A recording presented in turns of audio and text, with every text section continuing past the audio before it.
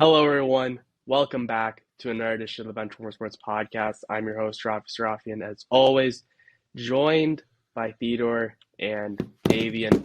Boys, Super Wild Card Weekend is over, and I must say it was actually not as bad as everyone thought it was going to be. So a lot of the games that we all thought No. were going to be bad actually weren't too bad. So, boys, your thoughts, Thedore? I know you're very eager to get going, but I'm going to need you to save a little bit of that energy for when we break down the game one by one.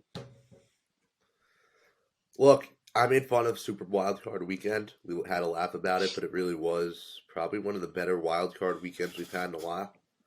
I mean, all in all, I was very satisfied from that, 3-day stretch of watching football. I think the games were good. Was not very satisfied by the results. My prediction of the 49ers, of the Seahawks winning was wrong. My prediction of the Chargers winning was wrong. My prediction of the Bucks winning was wrong, and that hurt me a lot, being a Tom Brady fan. So yeah, that the Rangers are the only thing keeping me going.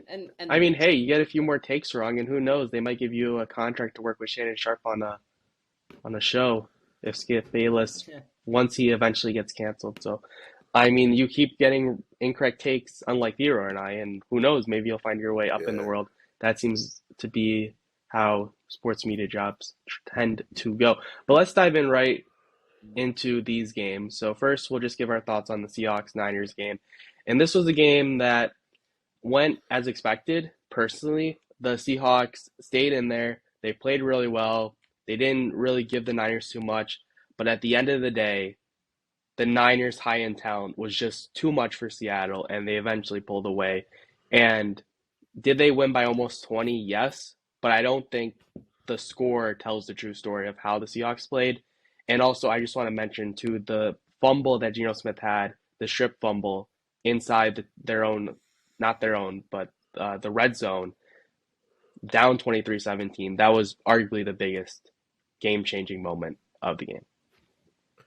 Yeah, that's when you kind of realize, okay, it's a good effort by Seattle, but they're just not going to be able to pull through. I will say, at the end of that half, I really, really thought the Seahawks would compete and possibly win the game, but San Francisco is the most talented team in the NFL, top to bottom. I've said it before, I'll say it again, and they're a serious threat.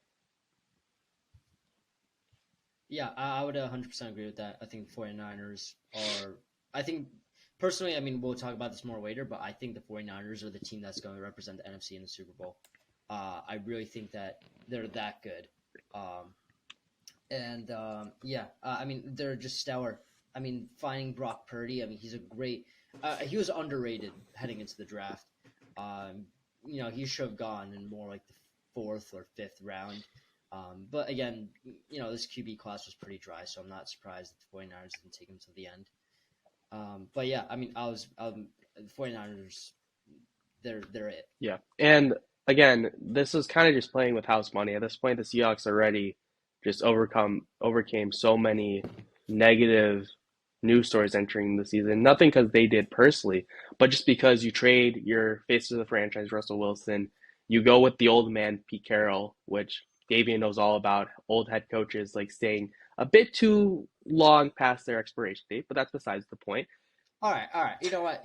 Bill is still doing very well. Regardless, right? Things seem to be trending very downward very quick for the Seahawks, and they had a very good year, headlined obviously by Geno Smith, and they still wound up with a top 5 pick. So if anything, I think this was a big win of a season as a whole for Seattle, where the Broncos essentially did the tank job for them. And as a Blackhawks fan who gave Columbus the 6th overall pick last year, I know a thing or two about helping tank for other teams to do well in the future. Let's move on to the Jaguars-Chargers, where if you haven't seen on TikTok, check that out. Or if you watched the YouTube podcast, you already knew what I was talking about. I just had a feeling, just call it a feeling. I knew it. It's like I can always predict when the Falcons are going to choke, which is a bit too often. The Chargers are going to Charger. And honestly, even after seeing them down 27-7, I was like, I guess I'll turn on the game in the second half.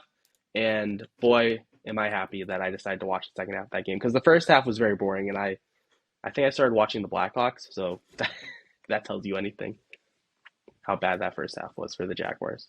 4 picks, crazy. Yeah. I mean, I think Yeah. we knew. You can say everything you want about your Chargers curse. I, for one, thought that game was over. Trevor throws the first pick. I'm like, oh, this might be a long night. He throws the second one. I'm like, how is this happening? Third one is when I'm like, okay, this game is over. And then the fourth one removed any doubt. And to have just the turnaround they did at the half is absolutely unheard of. Absurd, honestly. I mean, I just think it speaks volumes with this Jaguars team and how far they've come as a whole. Davian? I sadly didn't watch the game because I saw it was a blowout, and then I saw them climbing back, and I was like, it's not gonna happen. I like the Jaguars team. I really do. Yep. I know we're gonna get to this later. I think they beat the Chiefs though. All right, that's definitely a good take. Also, I'm just saying. If I am right, I am. My prediction is insane. you guys are right? forgetting Because my violent Jaguars things takes are dead on. So I'm scared that Davian They just are. absolutely Right. jinxed the Jaguars, which But, I'm fine with but the Chiefs winning. If I'm wrong, I'm just stupid like I was last week, right? So it's a win-win. You're not scenario stupid to us, either way. Davian. You're not stupid to us. I He's stupid to appreciate me. it. Speak for yourself, Raffi. I also want to mention Joe Lombardi was fired. That's the Chargers offensive coordinator. And if About time. Then you when your go best player Daly should be gone. when your best player Austin Eckler, I think, didn't have more than like 3 yards in the second half, that's like rule number one why you of trying to throwing the keep a ball? lead. You hand the ball off, you try to milk Yeah. the clock. See the New York Giants running as a ton in the second half and bleeding the clock. Also, the Cowboys. You look at what Yeah, the Cowboys did. Exactly. They had the lead. Tom even started to mount his little comeback. All the signs of something were there, and they just literally ran so much Just of that keep clock pounding out. the rock. And the Yeah. Bucks run defense, we'll get into it in a little bit. They were just not good at all. But yeah, Staley, you guys seem to be on the Fire Staley train. I'm on the Fire Staley train as well. Yes, you had a 9-win year last year. Yes, you had a 10-win. You made the playoffs, yada, yada, yada. But the way he's losing games, I guess, makes him a perfect fit for the Chargers. But just, I don't see how you can keep anyone in that management or coaching staff after blowing that so badly. And I'm a Falcons fan.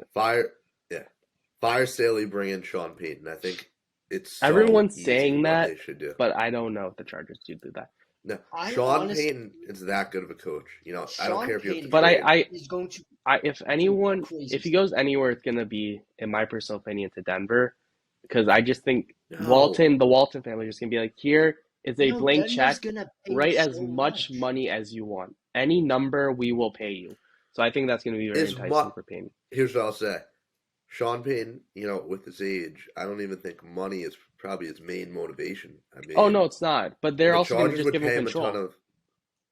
Yeah, I don't know why the Chargers wouldn't do that too. I mean, he's a guy who's proven he deserves to have that. The Chargers control. ownership in LA's general is fighting over control of who's running the team. Yeah. So I don't think Sean Payton Right. trying to get some control over management's gonna bode too well for them.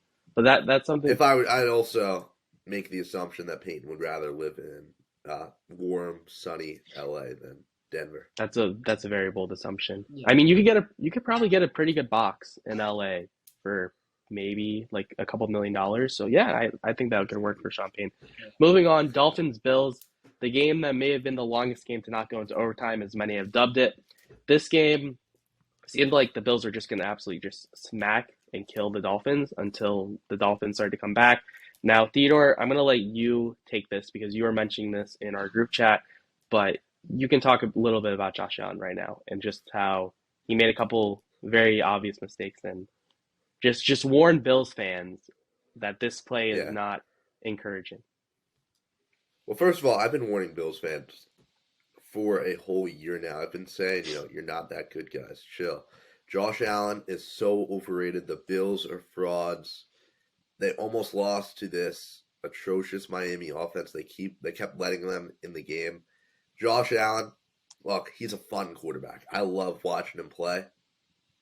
He's not smart with the football. Like, he just makes too many mistakes, and in any kind of game against any stable opponent, that's going to bite him. Now, you look at their matchup, which we're going to get into in a minute. There are questions about the opponent, too. So the Bills aren't necessarily a team I'd write off yet, but I have a lot of concerns about them, as I've had for a whole year. As a Patriots fan, I'll say the Bills are not as good as they make them out to be. They're not going to be dominating. They always say, like, oh, the Bills are going to be dominating the AFC East for the next 10 years. They're not. The Jets are rising. The Dolphins are rising. And that's me not being biased and saying the Patriots are going to be good as Because they're not. The Bills are not that good of a team. They showed it against the Dolphins, against Skylar Thompson, Right. a QB who did so bad in the previous 2 weeks that the Bills were like close to like minus 10 plus favorites. It's just it was just abysmal from the Bills' standpoint, and that's why I believe also the Bengals are going to win against the Bills, which I know we'll get into later. But Right. you know, All right. I'm about to reveal. Let's get into the game of the podcast. Giants versus the Vikings. Now, Thedore, I know you're a Vikings fan, so I'm going to put you down very nicely. Yeah, it was we can just a depressing. It was such a sad day for Thedore. No, obviously Thedore is riding a high, riding the wave of doing well. Never count out the 6 seed Giants, as I've said in the past and said a couple days ago. I just want to put this out there real quick, and I'm sure Thedore will also want to mention it. Kirk Cousins did not have a bad game, in my personal opinion. He did. He's going to get blamed. I've seen the blame. I've seen people also say, like, he's going to get the blame. But I just want to say it as well. He's going to get the blame for that check down on 4th and 8. But that defense was just movie-style airplane security where they're just like, oh, yep, you're good. And the guy has, like, 4, like, clear weapons strapped to his body. And he's like, okay, let me just get onto the plane. So, no, the Vikings defense was awful. Just terrible. But I'll give the floor to Thedore now. Did you write a speech? Yeah, I had some paper. I wrote it. I thought you ruffled some paper to write. All right here. No, I really could write a report on this game because there's just so much that I'm happy about right now. I mean, first of all, say what you want about the Vikings defense. I would argue the Giants offense is what was elite and is the reason we won this game. Daniel Jones look, if you have any doubt about him at this point, shame on you because he proves time and time again that he is such a good quarterback. There's no possible criticism anybody could have about anything he did out there on that football field on Sunday. It was an absolutely perfect performance. The way he was running the ball, too. He was taking what the defense gave him. He stepped up to make plays when he had to. Absolutely incredible. Saquon was able to get things going. I think he had 2 touchdowns. Isaiah Hodgins, the man has come out of nowhere. Victor Cruz-like in a way. I mean, I don't want to get too far ahead of ourselves, but it's this unheralded guy. I mean, we picked him up off a practice squad. He was a 6th-round pick, and now he outplayed Justin Jefferson. He really did.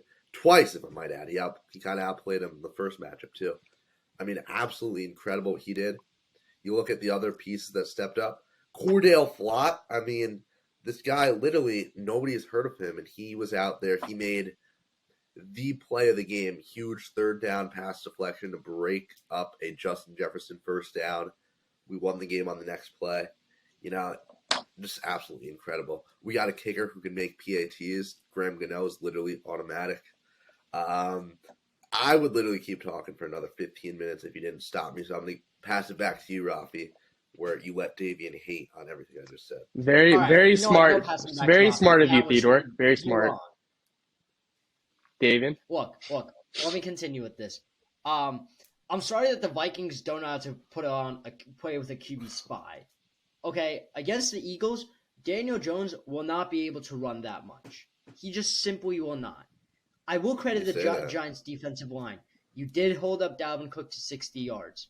Will that work against the Vikings? I don't know. The Vikings are a completely different beast. You got Jalen Hurts, who loves to scramble. When he went against the Eagles just a couple weeks ago, you're going against, I believe it was Gardner Minshew, or sorry, it was Jalen Hurts, but with the Giants backups playing. So we almost beat them with the backups in. That doesn't matter no, to me you personally. didn't. Come on. To be honest, that game doesn't matter too much to me, but I do want to say that the one thing that I am impressed by Daniel Jones after watching him play a couple of games is he takes what the defense gives him and he doesn't force anything, because that has been his major drawback the past few years was he was forcing everything and he was fumbling the ball everywhere. Sometimes he just ran around like a chicken with his head cut off and just was like, screw it, someone's going to be out there, but he keeps forgetting that Tyreek Hill and Devontae Adams is not in his receiving core, so you're basically throwing it up to no one. So it's just the fact that he's developed, his IQ has gotten a lot better, and I think that can be attributed to Daboll. Davian, anything else before we continue on? Okay, Thedore. I mean, there's a change he made this year. Like, over the course of the year, he's stopped. You know what he used to do? He'd lock in on a receiver before the play. It was clear to everyone that's who he was throwing to. He only looked that guy's way and he'd make the throw. He even did that early games this year. That's something he's completely stopped doing. You know, he's just IQ-wise off the charts right now. He does not make mistakes. I believe he only has one pick since, like, November. Look, he is an elite quarterback, and he's playing like that right now. Maybe not an elite quarterback. I wouldn't get that too far ahead, but I'd say he's definitely one of the more improved quarterbacks this year, which certainly is very impressive. Elite. I would say that he reminds me of a young Derek Carr, somebody who has a lot of potential but could always go down in smithereens. Ravens, Bengals, a game that also turned out to be pretty close, but honestly, this game I kind of got bored of watching because it was pretty boring as a whole until the end, when obviously there was a big fumble return for a touchdown. Obviously, this game could have been a bit different if Lamar Jackson was playing. J.K. Dobbins clearly voiced his opinion. Why Greg Roman did not give it to his running back, J.K. Dobbins, at the 1 yard line, 2 yard line, I don't understand that. I think it's also just clear too that if you're trying to put the ball into the end zone, you got to be smart about it too, because you never know what can happen. He has not perfected the Trevor Lawrence jump over or the Matthew Stafford jump over for that matter. Any quick thoughts about this game? Because it was kind of just a game that happened, and the Bengals won. I don't think the Bengals looked like they're just gonna stomp through everyone back to the Super Bowl, but I don't think the Ravens went out the way that they would have liked. I think having Lamar Jackson definitely would have helped them. Yeah. No, this game was so similar to the Bills-Dolphins game. I mean, there's so many parallels you can draw, and it really just sets up that very interesting matchup. That's really all I'd say about it. Davian? Yeah, I would agree with that. I would say the Bengals, they played all right. I mean, again, I did not watch this game simply because I thought it was going to be a blowout. Did Davian watch any football this weekend? No, he was watching old highlights of the Patriots dynasty. I watched Giants Eagle. I watched the Giants. He was watching 80 for 80 or 80 for Brady. And I watched the Buccaneers and Cowboys game. All right, and the other ones I was just following along. I have a busy life. Of course, fishing. Davian, I fully expect whenever that 80 for Brady movie gets released, I fully expect a TikTok or at least some sort of video of you watching the movie. Honestly, and giving your. I'm not sure if I'm gonna go see that because the whole plot of that movie is really weird. You're gonna watch it. You're going to watch it. I probably will. Moving on to the final game. Speaking of Tom Brady, Cowboys vs. Bucks. Obviously, it was kind of a lose-lose for a lot of Americans, as no one wanted to see Cowboys fans be happy, but also collectively, sorry, Davian, you might want to cover your ears for this. Nobody likes Tom Brady, so I was very happy with this result. I like Tom Brady. Was I nervous until the very end? Giants fans love Tom Brady. Yes. Well, I mean, yeah, because Eli Manning, which him being on the Manning cast may have been able to defend Brady's bid for a comeback. Boys, let's just keep it plain and simple. The Buccaneers' offense was just awful. So bad. I think play calling was awful. I think people switched that game to the replay of the Jets-Dolphins game from Week 18, and that's how bad the Buccaneers' offense was. That was so bad. It was atrocious. Davian, any thoughts before we give our picks? All right, let me see my thoughts real quick. you see, the thing that I kind of mentioned this in our group chat, but the thing that Belichick did is that he built around Tom Brady. Yeah, he got maybe he didn't get Julio An Jones or Chris 80 Godwin or year old Julio Evans. Jones, but yes. Right, yeah. He got Wes Welker, Julian Edelman, people who have great chemistry and clearly showed connection with Brady. Godwin, Evans, Gage, Cameron Brate, I forgot if he was playing even. Julio Jones just had none of that. The run game was non-existent. And Brady relies, even if you look at during his Patriots days, he relied pretty heavily on the run game. I mean, there's always Dion Lewis, Blunt, James White was always a member of the team. Look, you got Rashad White. He's great, but he's not the it factor. You had Leonard Fournette, and he really just didn't show up this season. I was just very disappointed. I do credit the Cowboys' defense. Their linebacking core is insane. Their secondary is very questionary, and I think that's going to be very easily exploited by the 49ers. Which, I guess, there you go. I gave all my predictions. I think 49ers win. But, yeah, I was impressed by the Cowboys to a certain extent, but more so disappointed by the team. Yeah, I also want to mention before we get into our picks, which Davian's done an amazing job giving his, so that'll make the segment go a bit quicker. The Buccaneers, there are some rumors that Byron Leftwich, their offense coordinator, might be out for Tampa. You should. An even more funny thing is people apparently are also linking him to the Steelers, as the Steelers might consider bringing him in as their offensive coordinator. So Steelers, you did not like Matt Canada. Oh boy, you guys are going to have a fun time with Byron Leftwich. Let's move on to our picks before we get into the final segment of the show, which is a part that I'm very excited about because it's hockey talk. Our predictions. So let's just hop right in. Davian gave his rundown. I'm going to give my rundown. I have the Chiefs being the Jaguars, although I'd love to see a Jaguars pull off an upset. Nothing against the Chiefs. I have the Bills being the Bengals. I have the Niners being the Cowboys. I'm going to have the Eagles over the Giants. Close. Like Lee Corso. Close. Thedore, your quick picks. Okay. Bengals over Bills. Feel good about that. Chiefs over Jaguars. Look, the Jags are a cool story. Trevor Lawrence still threw 4 picks. Come on. He still makes mistakes. He's not going to take down Mahomes yet. 49ers over Cowboys, and obviously Eagles over Giants, right? This one won't even be close. Wait, you said Eagles over Giants? Yeah, of course, right? Daniel Jones definitely can't compete with Jalen Hurts and all that. Oh, right? okay. So we'll make sure to clip that and get that up on our TikTok, Benchwarmer_sports, shameless plug, so everyone can know Theodore's true feelings and how he's nervous for the Eagles. Yes. Be on the lookout for some Eagles. I was all on the Giants train, and then, we posted a TikTok, a little anti-Philly, and just the outpour of Philly fans commenting, I believe it was 5-0. Some say that Theodore's heart grew 3 times that day. Yeah, it made me realize that the Eagles were 5-0 when the Giants weren't, and because of that, Philly's obviously going to win this game. Of course, naturally. Let's get into my favorite segment of all the segments, Hockey Talk. So right now, we've reached the halfway point of the season. My Chicago Blackhawks are doing an amazing job if you reverse the standings. They currently have the best odds to get the first overall pick and get Connor Bedard, my boy.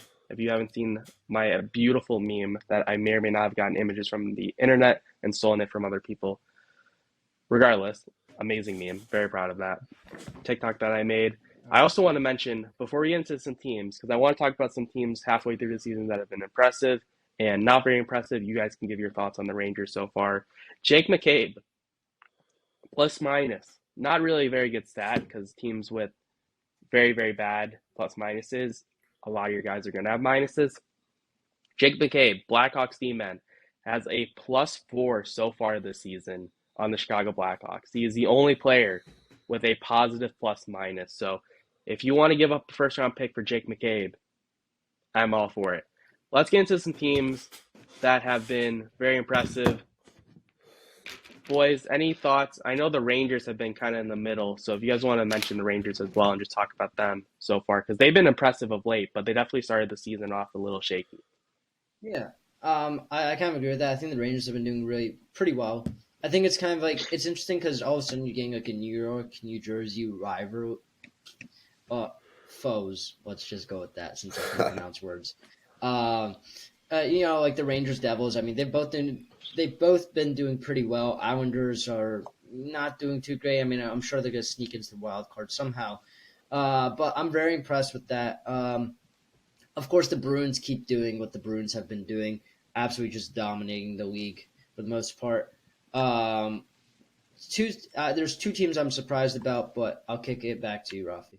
Yeah, I think one team, as you mentioned, the New Jersey Devils have been amazing this year and have been quite the revelation. Obviously, a lot of people predicted them last year to be very good, and they just didn't quite live up to expectations.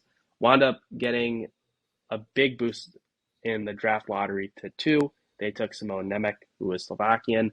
And although he's not playing for them this year, the Devils as a whole have really taken that next step that a lot of people were imagining them to. Obviously, their goaltending is playing much better because Mackenzie Blackwood is not having a great year, but still doing good enough to keep the Devils in it. Obviously, they had, I think it was a 13-game win streak at some point, and if you go on a longer than a 10-game win streak, you are essentially a lock to make the playoffs. I think the only team to have won over 10 games and not in a row and not made the playoffs was the Buffalo Sabres a couple years ago, and that was really funny because the Sabres always crash out. But the Devils are a team that stood out to me. The Seattle Kraken, I dragged them in one of our TikToks a couple of months ago, back in October, for their expansion draft, or I think it was back in July, but regardless. And the Larson-Dunn pair is a plus 30 and plus 27. That team has really turned it around. Their defense was good, and even with just a slight improvement in goaltending, they've really been hitting on all cylinders. Andrei Burakovsky has been a great addition to their top 6 alongside Jared McCann. Matty Beniers is still my frontrunner to win the Calder Trophy. He's been amazing. He has very bushy eyebrows. I can't help but not notice that. It's like Oscar the Grouch like level eyebrows where it's just like so clear and noticeable. But anyways, the Kraken have been great, and the Jets, just like how I said the Flames needed to rebuild, I said the Jets needed to rebuild this past offseason. Luckily, didn't listen to me, and they've been great as well. Let's move on to some teams that have also been disappointing. Boys, is there anyone that you guys... The Colorado Avalanche. Yes, I agree. I had to say that. I'm sorry. This is such a Stanley Cup hangover. I mean, yeah, you might be able to crack into the wild card at some point, but jeez. I mean, they do not look good. They do not look They good. lost to the Chicago Blackhawks a couple nights ago. That should just... Yeah, I mean, that kind of like summarizes the team itself. But the Kraken, I did want to highlight the Kraken have been doing pretty great. See, last year I became a Rangers and a Kraken fan, and I had a little schedule that I printed out, and I was putting down every single game that the Kraken won and lost. Halfway through the season, I kind of gave up because I didn't want to see that many L's on a piece of paper. But I'm pretty impressed by them. They had a great turnaround. I wish I stayed a fan because I'm sure I could be rocking some great merch, which I do have to say, I think the Kraken have the best hockey merch that is out there. They have some great jerseys. I really like them. Mascot.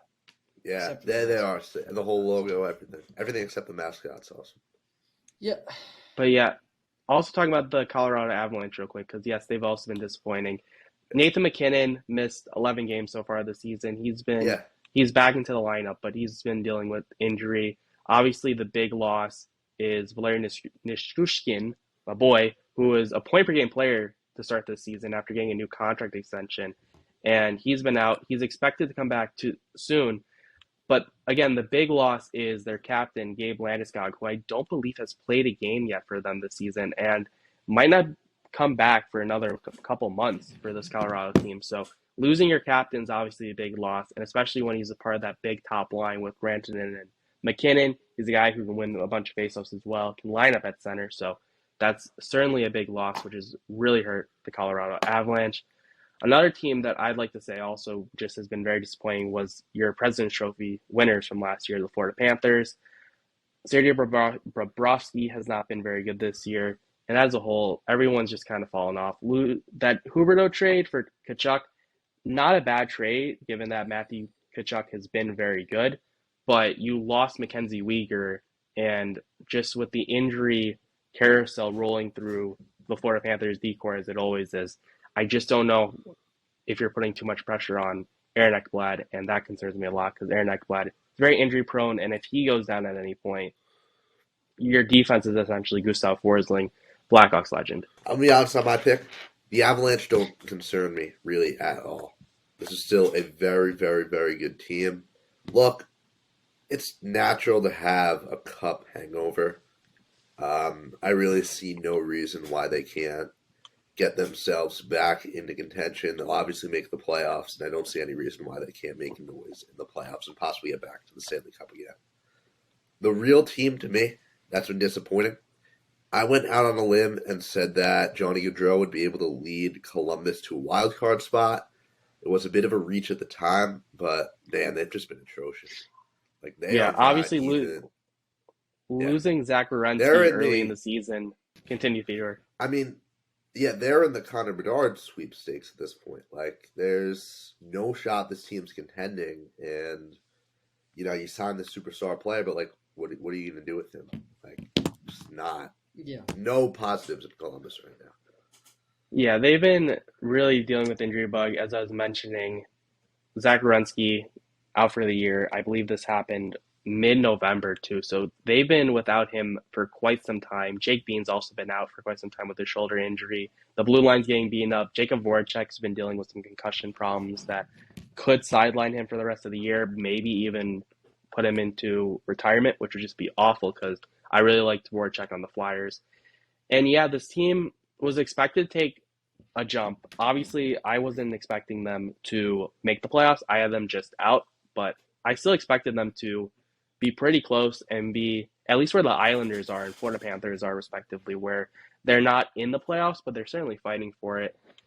Korpisalo and Merzlikins have also not been too good in the back end for goaltending. Tarasov allowed, I think, 4 goals against the Blackhawks in the first period, which was hilarious before the Blackhawks almost blew that game, but they didn't. And yeah, I agree with you, Thedore. That was a good team to pull out, though, because I know a lot of people were also in the same boat as you were and expected the Blue Jackets to at least be in the playoff race at this point. So right. But again, this is the year that if your team is going to be bad, this is a great year to do it. So maybe it's a good thing for the Blue Jackets, as they will, in all likelihood, jump the Blackhawks and take Connor Bedard, because the Blue Jackets continue to beat the Blackhawks and everything. Get the upper hand. Yeah. Sweet. Well, that will do it for this edition of the Benchwarmer Sports Podcast. We hope you enjoyed that speedrun hockey talk. I'll hopefully get some stuff up in the next few days, so you guys are going to keep following us on TikTok and YouTube. Subscribe to our channel for some hockey stuff, and obviously we're going to have plenty of Giants stuff, Giants propaganda over the next week, so you guys are going to stay tuned for that. We hope you enjoyed this podcast. Once again, Benchwarmer_sports is our TikTok. Be sure to follow us. We're on the road to 1,000 followers, and then we can start doing some fun live streams, so I'm excited about that. And subscribe to our YouTube channel, as you can see as you're watching this. So we hope you enjoy the divisional round matchups. We hope you enjoy watching the rest of the sports. Obviously, college basketball is entering that prime season where we're getting closer and closer to conference championships, which means we're getting closer and closer to March nuts. Madness. College basketball has been nuts all year. We're doing this game during the Kansas State-Kansas game. I cannot wait to see the result once we close this podcast. So for Thedore, for Davian, I'm Raffi. We hope you enjoyed. Have a great rest of your day. Have a good one. See ya. Peace.